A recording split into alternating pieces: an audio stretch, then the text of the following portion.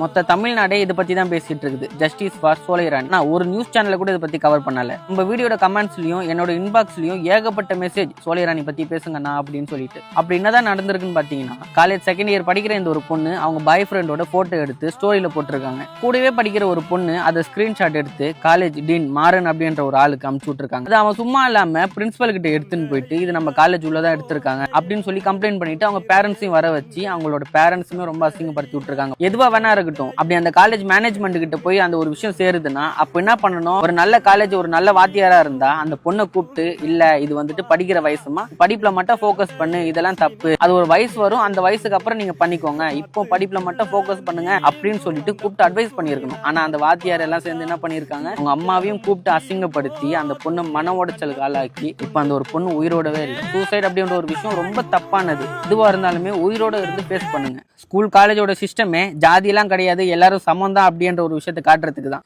ஆனா இப்பெல்லாம் school college பேர்லயே ஜாதி தான் இருக்குது.